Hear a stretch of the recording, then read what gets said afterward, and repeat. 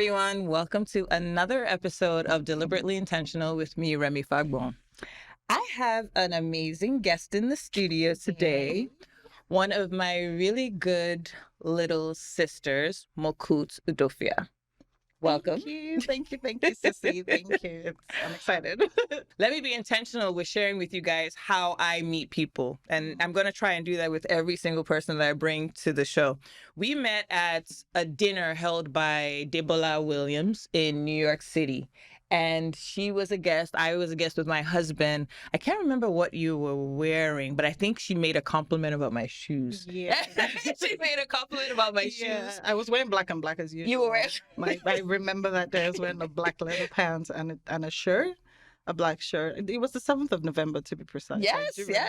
Like, oh, look at that. Yeah. So, yes. And I think it was a compliment of the shoes. And I think there were not that many women there. No. So the two of us, there were more men than there were women. I think there were 4 women.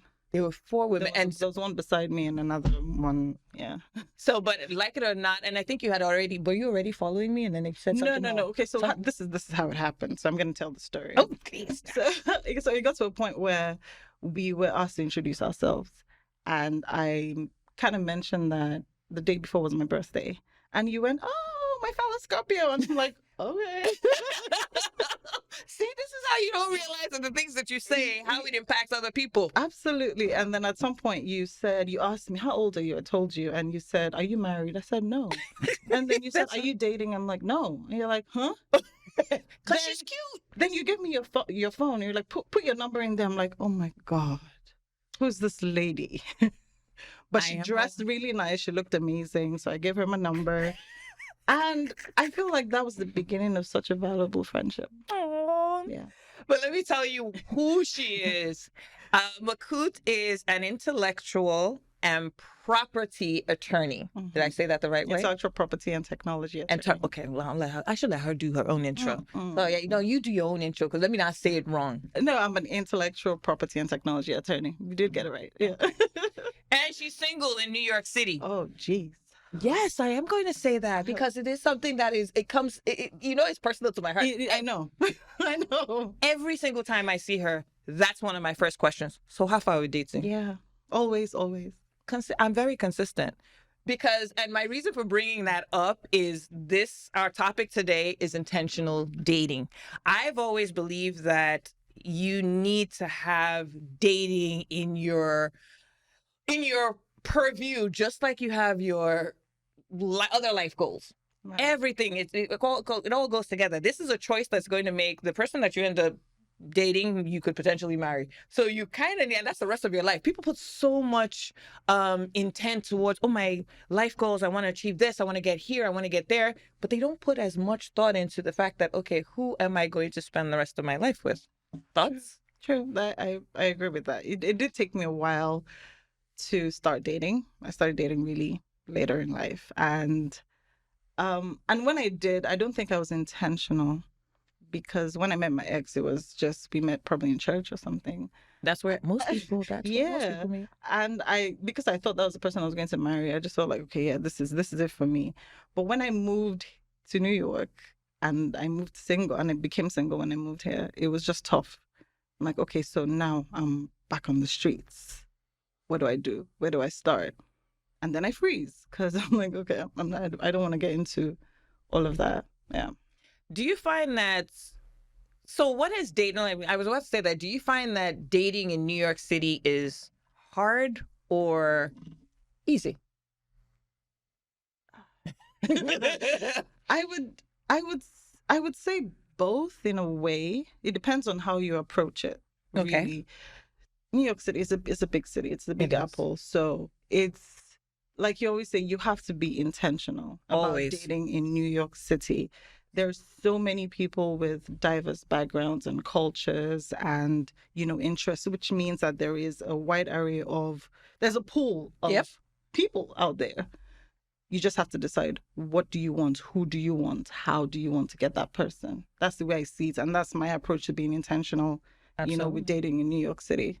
Yeah. But is it easy? Not really. But it's easy to meet people. It's easier to meet people because there's so many ways to meet people. There are museums, there are parks, there are so many events. I mean, summer concerts, festivals. Don't mind how she doesn't do all of this. This year I've done. I'm looking at her yapping off. I'm like, ooh, I'm about to call you out. Because whenever I call you and I talk to you, you're like, oh, sis, I'm in bed. Exactly. So I'm looking at her like talking. I'm like, oh, I can't wait. I'm not supposed to talk over you, but I'm like, no, but this year, I think I tried this year. I went for concerts. I went for some events. I went for art exhibitions. I did try. How many in the 1 year? How many? A handful.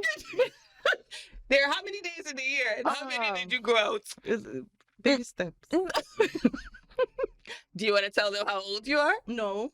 No. A woman never reveals her age. I do all the time. Yeah, it's just because when she's dating age. She's in between 30 and 40. I mean, yes, I'm in my 30s and I'm close to 40. Once you're 30, you're close to 40. So yeah. True. Yeah. So yeah, I'm ready to date. Okay. I think. What is your ideal man? Oh, wow. If you're intentional, see, and I'm going to tell you why I asked this question. If you're intentional, you have to have kind of like a short list. She's an attorney. So for me, if I were to get, this is what I do. Mm-hmm. I literally could give you a bio of here are the people you should be looking for. I do it for other people. Mm-hmm. But you, my little sister, will you take the advice I give? I will. Why not? Girl, please. How many times we meet we see each other like every month. Yeah, but I believe I've taken a lot of your advice, like making friends. I remember there's one thing that you told me. You said, be a better friend first. Absolutely. And that has stayed with me because I've been intentional about being a better friend to my friends and to the new people that I meet. Even people that I meet in the gym in my building, for example. Now, usually I'll have my earphones on, but now I'm like, hi. I remember the day she told me we were walking. We took a walk. We took one very long 2-hour walk one day. And she said, oh, that woman lives in my building. I'm like, and how have you never said hello? She's like, I don't talk to people like that. I'm like, why not? Just... But I have to tell you something about Mokut as well. She's also very much an introvert. So all this one that she even agreed to come on the show, I have to say a huge thank you because normally she keeps to herself and she keeps it moving. She's not even going to, she keeps it pushing. So the very fact that she even agreed to this. Anything for you. Oh, I love you. But I was grateful and then I was always like, oh, let me see how far I can push her buttons. And you are definitely pushing. I'm like, okay, I'm not going to quit. I'm not going to quit. No. But it's not bad. No, I'm having fun. I meant for this to be fun, but this is literally, if you think this is awkward, this is how we talk when we're having coffee. This is me pushing her like, no, you did not do this. You did not do that. But I did this. Like, no. I'm like, but no. I'm like, oh God. Okay. But wait, so now we ask you this. Do you find that offensive when I do that with you? No, I don't. Actually. Well, how does it make you feel? The first few times when I think the first time we had coffee at Starbucks in, where was this? Was this Brooklyn? Or Manhattan? I think it was in Manhattan. Wasn't it after a Brooklyn class? After class. I dragged her to a wine dance class. To wine my waist. But that was fun. At first I'm like, oh, she's very inquisitive, very intrusive, asking me like really personal questions. I remember you asked me a question, if you remember. It was about sex? And I cried. If you remember one. Was it about sex? No, it was one of my traumas. Okay. And I remember crying in Starbucks and you just waited for me to finish crying. And you needed to get it out. You have to get over this. I'm like, yeah, okay. That's when I realized that I was really comfortable with talking to you. And that's a good thing. I'm not comfortable talking with a lot of people. Not even talking about, except my therapist, but not talking about some things that are really personal to me. And it was just the way you handled it that made me feel safe. Aww. That's the way I go, though. I always say that everyone has their intentions when they're doing things. And my number one is I want anybody that I meet to feel like they can talk to me. Yeah. One.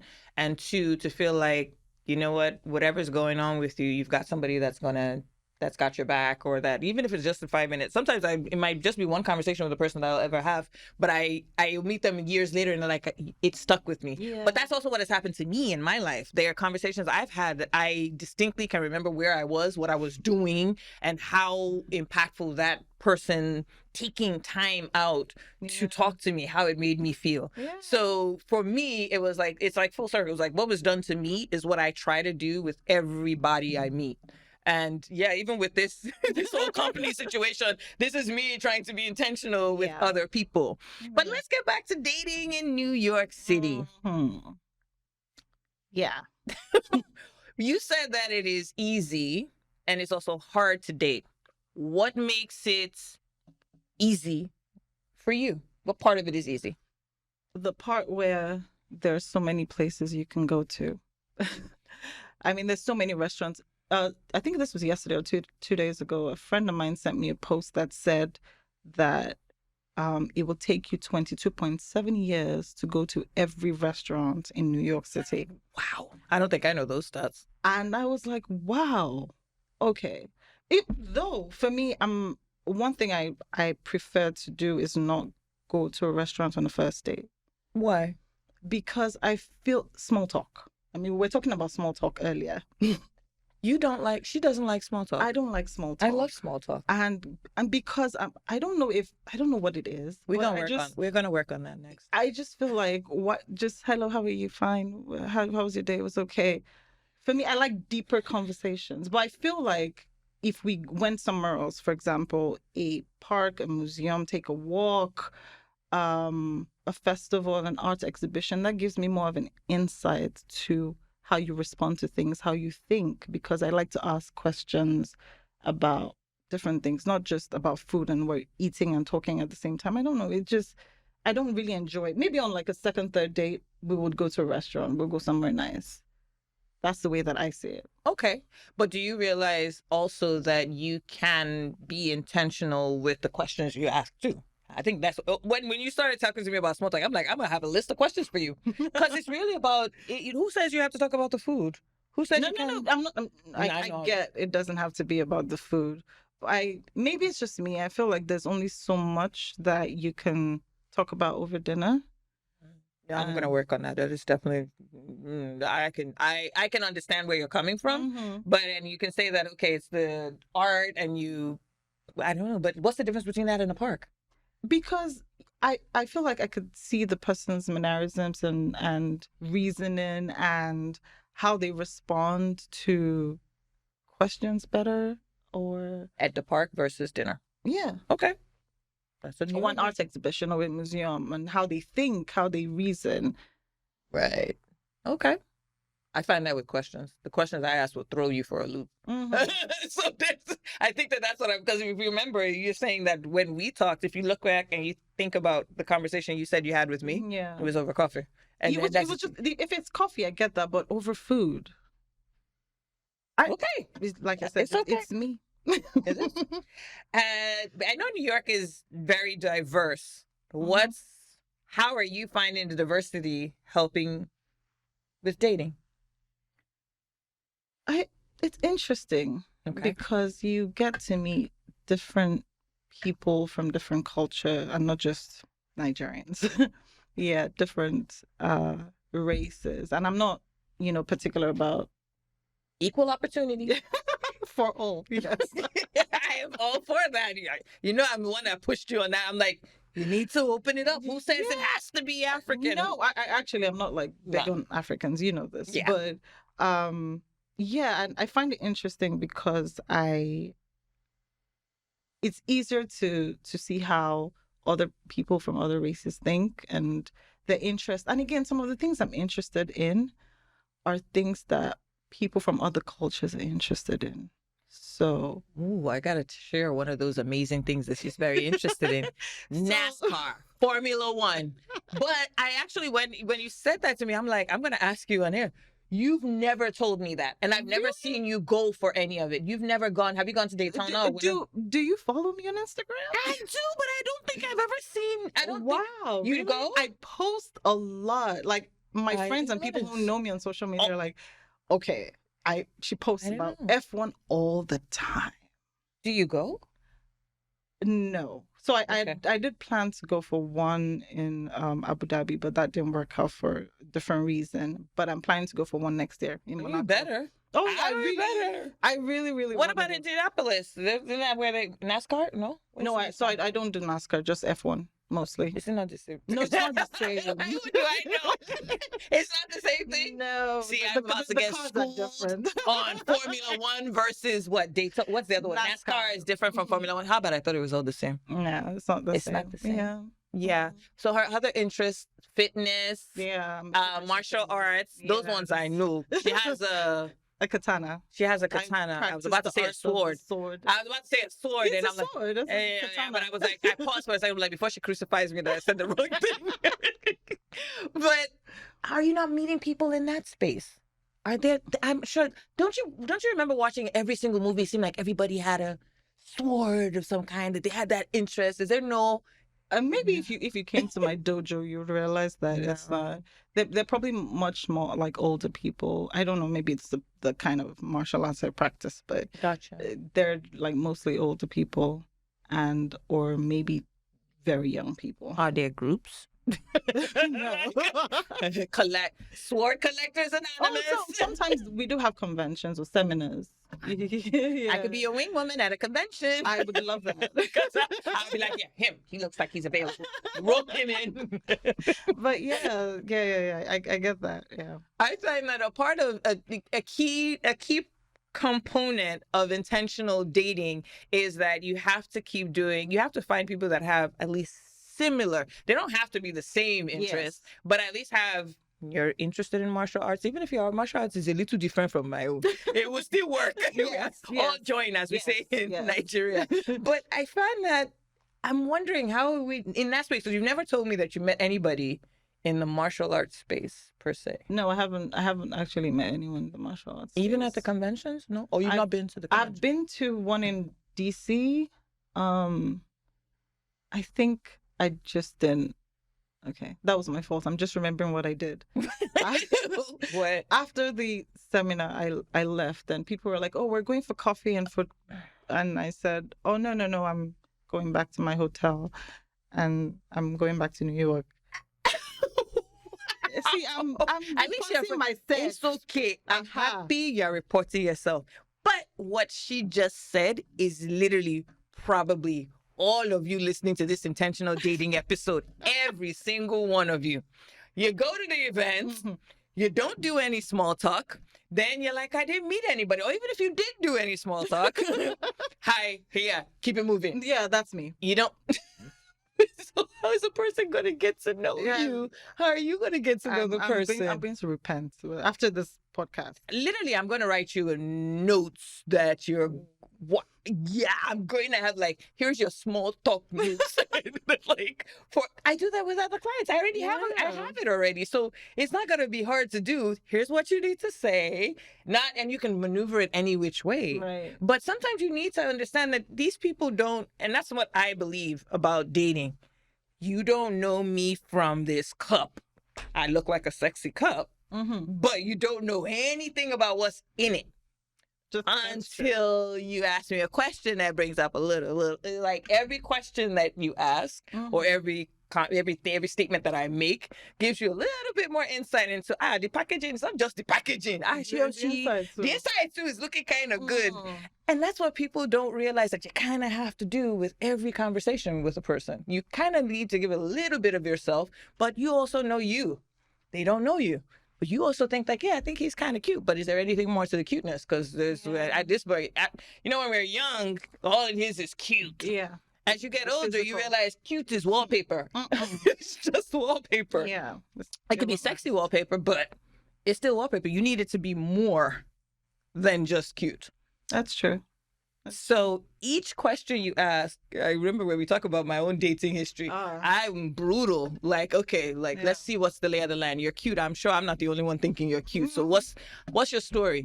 And they're like, people are like, what do you mean? I'm talking about it within the hour.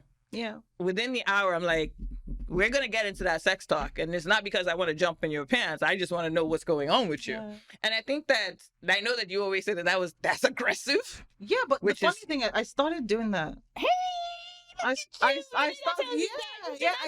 asking those questions like, okay, what is your story? What are you about? Yes. Like, who's dating you? Who are you? Who's thinking they're dating you? That's the question. Okay, what's story with your ex? Like, why? What happened? Are you over her? I realize I ask those questions now because it's cold out on the streets, man. I also find that if you don't ask these questions, don't expect them to just come out and verbally just say it. Like, oh yeah, by the way, I've got 5 baby mamas. There's this one that thinks she's over me. I got this stalker. They're just, who in their right minds just blurts that out? That's what I realized. That men don't think like that. I don't even think women do. Nobody's going to come about from day one and say from jump, I got 5 baby daddies. I had 5 abortions. Yo. I got that's like TMI. Like, wow, whoa, okay. Exactly. And you would throw anybody off. There is a finesse to dating too. Then there's that finesse that I believe a lot of people miss. And that finesse meaning knowing how to give. Some people give you like way too much. Yeah. And some people don't give any at all. It's a game. Dating is a game. Bait and switch and back and forth. Yeah, she's nodding. There's something's going on. Yeah. I get that. I get it. But do you play the game well? Yeah, I think you already know this. I maybe in recent times I think I'm getting better, especially with when we talk and I get insights into certain things. I'm like, okay, Remi would ask this question, or she would think this way. Because you already know I'm not very patient with, No, she's not. And that's everybody, though. Yeah, a lot of people are not patient. You tell me A, I'm like, oh, okay, bye. Meanwhile, that's the worst thing that you could do when you're dating. Yeah, because I'm not like asking more questions. Like, I'm just like, that's a bit much, But I'm just learning to be a bit more patient, cut people some slack, get to ask more questions, understand where they're coming from, because I get that we're all different, our backgrounds are different. Absolutely. So, you just have to learn where they are. Okay. Is there a story you want to share about dating?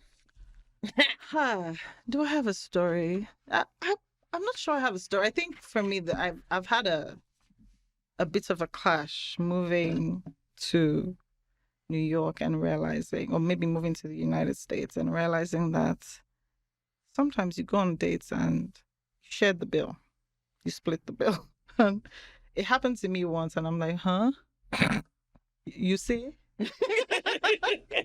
When you're dating a Nigerian, because that's what we're all used to. Nigerian men cover everything. They want to pay the bill. They want to pay the bill. They even bring a gift. They are they're usually very generous. I remember that too from dating. Some people, even sometimes when I hear back in the day when I was still heavy in the personal shopping, and I'm like, that was a birthday gift from a guy that's just trying to get to go on a date. Yeah. Wow. And because I would have people that would send money to like, oh, I know you shop for her. I'm trying to get her attention. Just trying to get her attention. They're trying to get your attention. They're not doing it with the mouth alone. They're doing it with a gift. There's a lot of action There's an action behind it. So when you're coming from Nigerian dating scene and you now enter the American dating scene. Oh boy.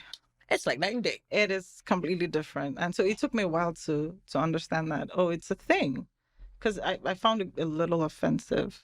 So you don't think, even though that's the one and only time it's happened to me, other dates I've had, the guys tend to pay. I don't know also if it's a European thing. So Europeans tend to also pay the bills. I'm like, I think it's also, if I go back to dating back in the day, I think that it also has a lot to do with exposure. That too. So it depends. Like if you're doing, I don't want to sound rude here, but if you're doing rough and tough on the streets, yeah, everybody, shorty, yo, we got the bill.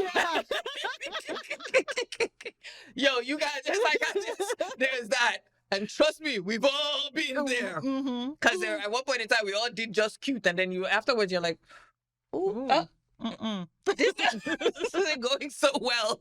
But the more you, how do I say this? The more you do you finesse and you're selective, and sometimes it's even from the conversation you can see, okay, there's no point in us going on a date. Yeah. But back in the day, I don't think we gave it enough. It was like, oh, Shorty, can I get your number? Sure. You were just happy somebody asked for your number. But I think that's because also technology kind of helps in a way. Helps and doesn't help. Yeah, both ways. It helps and it doesn't help, because now people, aside from the fact that people now judge based on their profile and the pictures that they see, especially on dating sites, for example. We're about to get into dating sites. Okay. That's preempting. No, please, we go there. Yeah, so I feel that it's easy to judge, like, through a phone call or a conversation or a video call. Like, I don't think I want to have a date with this person. So it's easier, and you don't waste your time or your money. But then there's also the downside where you're like, we're doing everything via technology and we're not really connecting, so that's where the intentional part comes in. Like, people are just, for like dating sites now, everyone is just swiping and doing the swipe game. And I feel like some people also are interested in the quantity of dates that they go on. Like, oh, I just had a date today. Oh, I went on a date, as opposed to having quality connections with people that they're going on dates with. I think that what I find the issue, because I have a few clients that I'm helping with their dating profile. I'm helping them do the dating. I'm walking them through the dating. Yeah. And what I'm finding the issue to be mainly is that everyone feels like, oh, I've got a ton of options. And I don't necessarily, oh, this is not working. But you only gave him like 5 minutes of your time. Right. You didn't really dive in, like, to see whether there was more there. There's something that caught your eye. Let's say, for example, you see something that looks kind of cool, dating app-wise. Okay, his picture is sharp. Scroll through. Do they seem consistent? Like, that's the first thing. Does it seem consistent? Is there any shadiness going on? Then read what's underneath. I can pick from that what looks like it might have like a 70% chance. When I present it to the client, on the other hand, she's like, his ears are funny. What? His ears have to do with anything? What do his ears have to do with anything? What does his nose? Really? His nose. What does his nose have to? Don't like how he dresses. Oh, sweetie, I did not like how my husband dressed. I changed that in a year. Fix that. All of those that can be. Granted, you can't fix the ears, but truly, seriously, who pays attention? Are you going to sit on his ears? What are you doing with his ears? No, what are you doing with his ears? I can understand if you said it was his penis, but his ears. Well, you don't want to have children with those ears, maybe.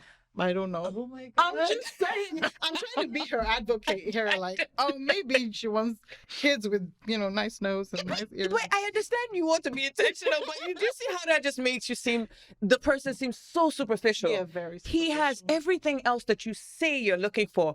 Ears. It's like you're literally going after the one thing that is going to, like, make him not work. That's what it seems like. Like, do you even want to try? Like, everything else is working. Ears. Who puts, like, if I'm looking at a list of things I want to put together, he has to have perfect ears, perfect eyes, perfect nose.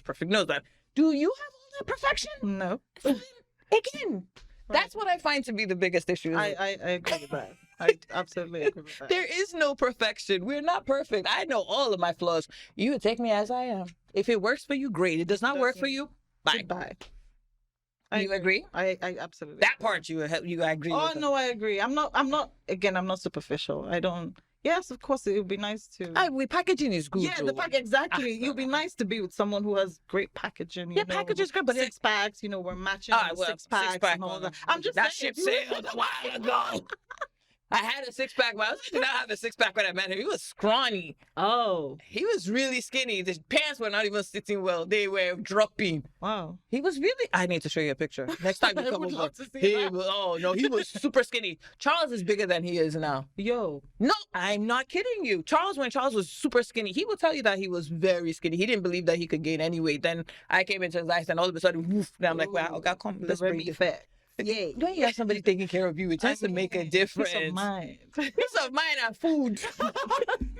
You're no longer eating on the streets and somebody's cooking and, they're leaving and they're leaving food behind. And it's like, I come home, I got this to eat. So, yeah, you will blossom out all of a sudden. Blossom is the word. Yeah. Blossom. But no, literally, I find that people are just not giving. I would totally hit the apps. Totally. But I would be, and maybe because I'm also looking at it now, when we were going through this phase with the client, literally everybody in my house was sitting like, oh, he looks good. He looks good. Charles would be like, no, that guy looks good. I'm like, it won't work for her. This is what she's looking for. He's like, but he looks like a good. I'm like, trust me, she's not going to take this person. That's not going to take that person. So when I would get an alert, everybody in my house would understand. I'm like, only in our house would everybody see a Hinge or Match alert, and we already know why you're getting the alert. It's on somebody else's behalf. It's not for me. Wow. I don't need anything. I'm not looking for anything. Definitely not. I'm not looking for anything, but it's like an alert, and I'll be excited to send a person, and she's like, no. Do you think people are pickier? Yeah. I mean, you're pickier when you have options. There we go. You're pickier when you have options. So everybody thinks that there are these ton of options, but when you really sit down and you think about it, you really only need one person. Yeah. I feel like to be honest, I'm not really much of a dating app person. You know this. I know. I've encouraged you to be. Yes, I have tried it. I have met some crazy people. You met some sane ones too. Oh, I have met. So just started with the crazy. 2 sane ones. But you met more crazy than sane? Look. I should help you with your selection process. So I gave up because I'm like, I'm not doing this anymore. I'm not going to meet like people who want to beat me. No. I mean, when I mean beat, so I met someone. Bondage. Yeah. So I'm like. But you didn't even specify that. So what happened? Yeah. So. Oh, the swords maybe. he put in his profile that he liked that. I didn't read it that way because he didn't specify to say BDSM. What did he say? He said something about submissive. Right. Automatic. In my head, I'm thinking a submissive woman. No. See, look, that's what I'm thinking about. Right? So I match with this person, and then we start to talk, and he's like, "You, what did you like about my profile?" And I start to go about saying, "Oh, I thought you had interest that matched mine and all." He was like, "Okay, I'm gonna send you something," and then he sends me a Dropbox of books on BDSM and a survey on the things I would and I just logged out. So I'm like, okay, thank you very much. This is where I exit.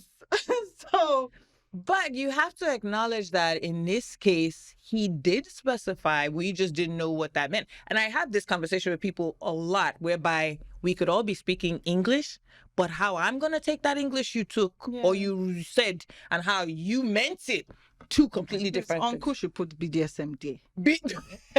Don't say submissive. Some of us church girls, we submissive. We're like, submissive woman. Prayerful. That's what I'm thinking. That would have been one of the questions that would have asked. He would have asked, like, so how submissive are we talking?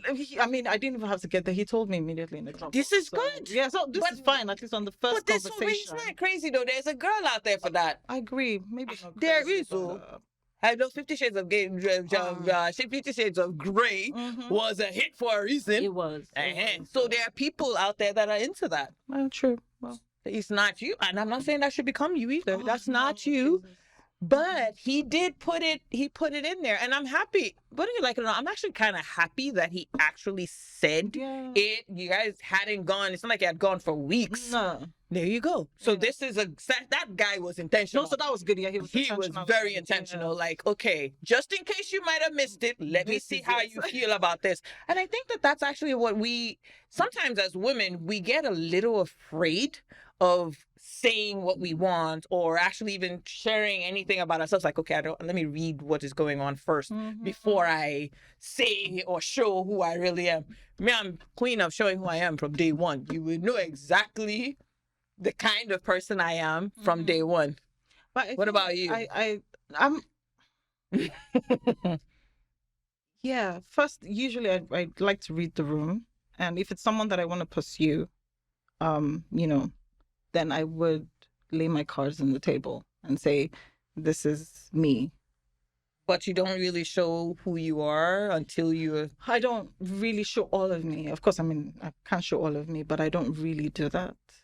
But don't you think that also doesn't help them decide about you? I mean, I show enough on the first day for you to decide. Well, you think that on the first date, well, depending on if you're only showing a portion of yourself, just a portion, and I only had like an hour, let's say tops 2, and you only showed me a little, is that little going to be enough for me to make a decision? I would think it should be. And then again, the question is, how much of yourself should you be exposing? I think that's, remember, we talked about early on, there's a balance. Yeah. A balance enough to show that I am out, for example, in my case, I'm outspoken. And I am very direct. You will catch, there's no, I guess I could act dumb if I wanted to, but yeah, that doesn't really work very well for me. So from day one, from the very beginning of our conversation, you're going to get a lot of who I am. What my intentions are, I don't even know what my intentions are with you yet. Back then, you could be a fuck buddy. You could be somebody I want to be in it. Like, as the questions continue to unravel and as you're telling me more, I'm like, okay. My mind is constantly categorizing, like, where are you going? When you're single, you have to start thinking of it like that. It's an intentional thing whereby as you're talking, the answers you're giving me and the questions I'm asking, because I'm not asking you just about, it's not about dick size and like that. Yeah. No. I've had somebody said, like, I need to know immediately whether it's going to work for me. I'm like, are you only looking? That means you're only looking for sex. Something casual. You're only looking for sex, obviously. But I want to know, what are your future goals? What are you thinking of? And I'm very good at asking in a subtle way. And I think that that's the finesse, where you have to use your femininity to be able to, like, so, what are your plans for the summer? And what are you doing for... the next, what are your life goals? I remember asking my husband said I was like an FBI agent, because I was literally asking him all these questions. For a Nigerian, I wanted to know, are you planning on moving back to Nigeria? Because that's not something I was interested in back then. And so he was like, oh no, I don't really. And then the follow up of what you were saying was like, oh no, I don't really see myself moving back there. I'm like, okay, so this one kind of sort of work. I'm like, oh, but why? Because I also have the follow-up as why. Let me see what it's like. Yeah, I don't really, whenever I go, I want it to be nice and short. I'm like, okay, so the follow-up answer is also vibing with the first answer. Yes. You don't really spend, when was the last time you were there? Because if somebody that's going like 10 times a year, he's lying to you. The follow-up questions are also what will allow you to paint an even broader picture about intentionally going forward and dating this person. And if you can see yourself with the future of this person, okay, then how many kids are in your future? How many kids do you see yourself having? A dozen? Yeah, it's not me that's turning to come. It's not me. That's not. He's like, 1 or 2 be okay. I'm like, okay, this is something okay. We're getting He's like, I'm not really, and most men have not really put much thought to that. Some have not.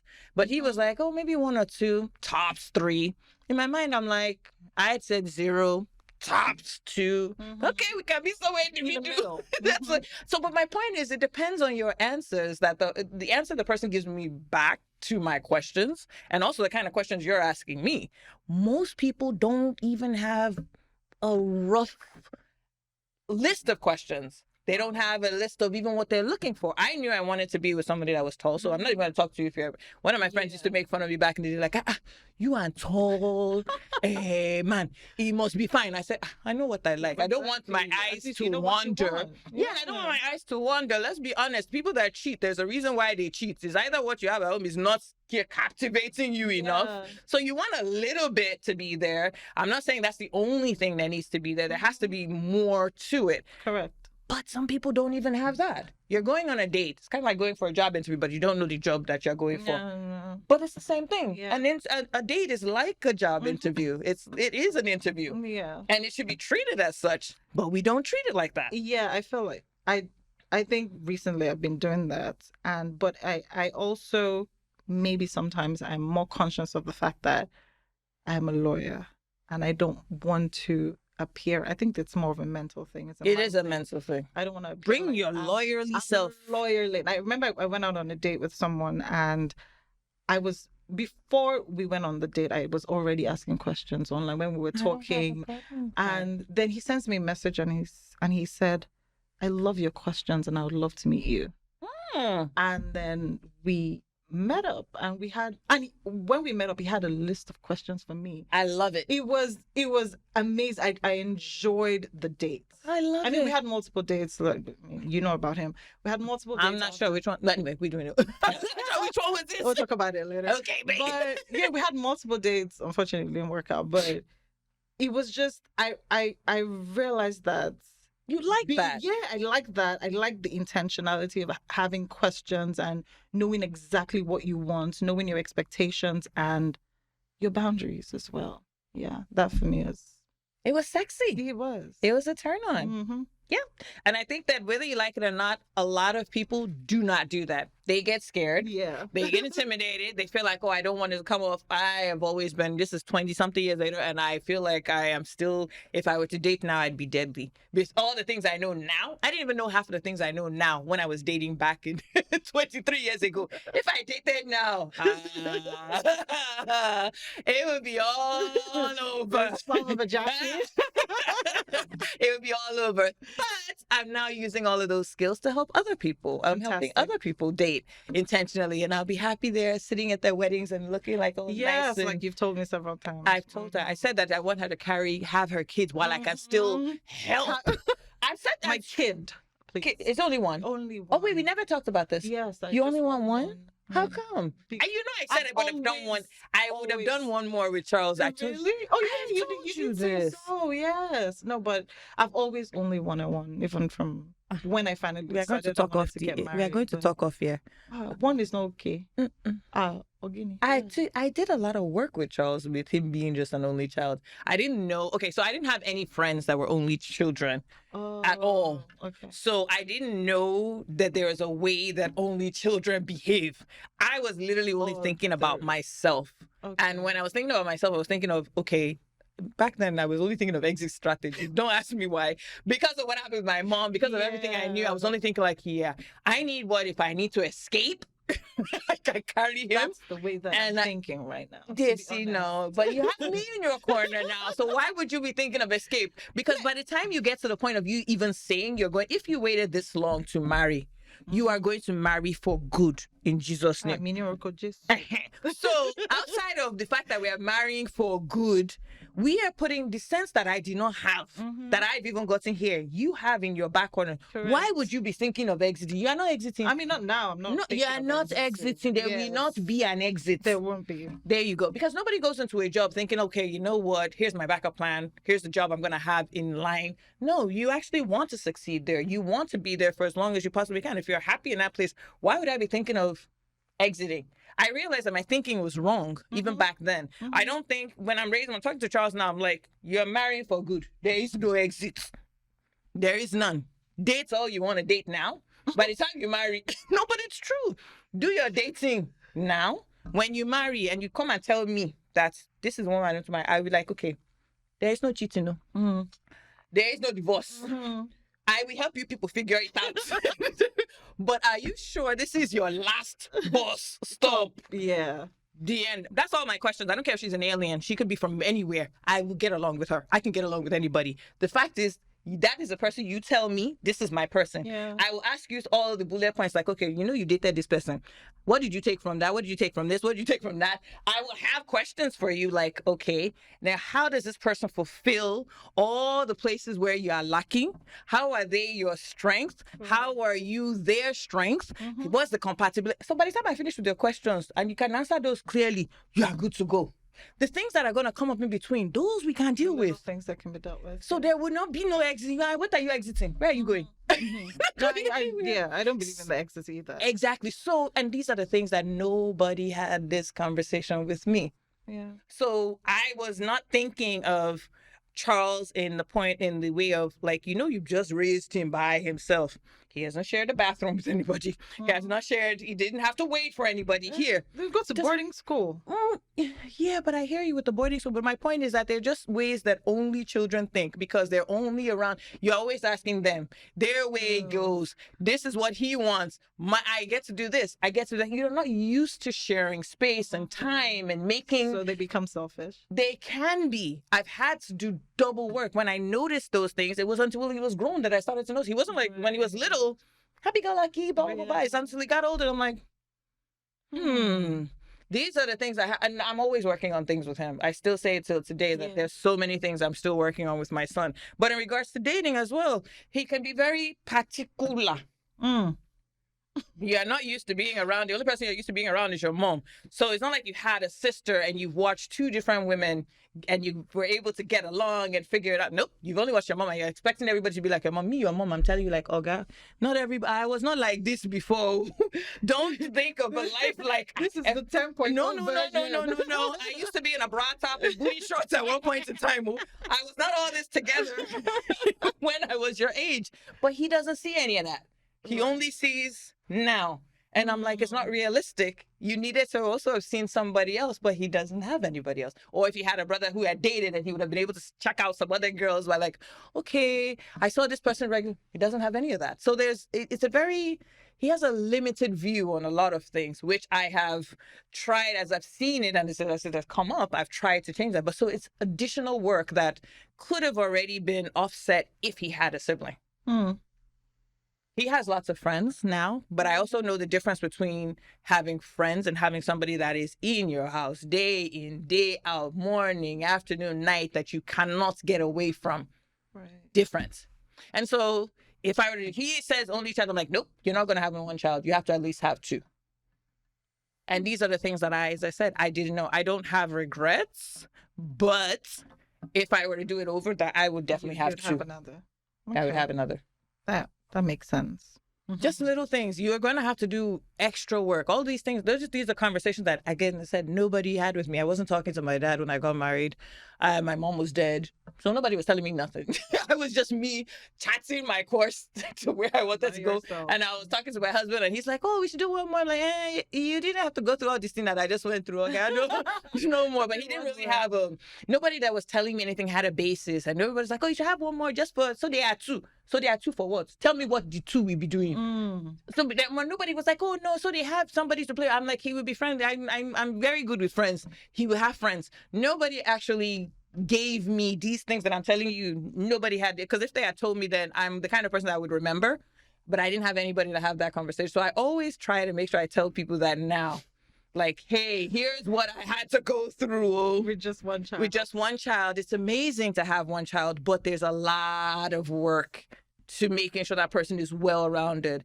To fix that is one of the things I said to him was that you're never going to live by yourself in college because I need you to start sharing your space with other people. Okay. I forced that. He wants to be by himself. I'm like, nope. And then his default setting is by himself. He likes his alone space because he's used to being by himself. So all of those are things are not great for relationships, though. That's you. They're not great for relationships. You're so used to your own space. When somebody's in your space, you're like, when's the person going to leave? But you're not meant to be alone. I count down. Like, okay, they're here. When are they going to go? We're not meant to be alone. Yeah, but do you think so? Like when I moved here, of course, I had to leave I've been living by myself for maybe the last, 8 years or something. And I realized the pros and the cons of that. Of living by yourself? Yeah. Of course, being without your parents, you're forced to grow up. Absolutely. You're forced to, of course, pay bills that you didn't think you'd pay. I mean, I just suddenly, bless my dad because I'm like, I didn't need to pay rent. I didn't need to, there's certain things I didn't need to do. And that was a blessing. And then you come here like, rent is tricky. Oh God. It's just a lot. But I learned more about myself being by myself. I learned my flaws and my traumas and my triggers. And I realized, oh, wow, you are a hot mess. But I've also learned over time that, yes, no man is an island. You need people, you need community, you need to go out to events, which is why I'm now more intentional about doing those things and having my friends over, even though I'm still counting down to when they're leaving, but at least... Please don't judge her. No, they don't judge, I'm talking about all the other people that are going to don't judge her. But I'm better now because I love my friends. I love the community that I've made now. And, I like the fact that I have people who I'm accountable to, and which is great. They would tell me, "Oh no, that was not right. You messed up here. You messed up here, or you shouldn't have done that. Well, that was great, you know." And that for me is good. Was really good.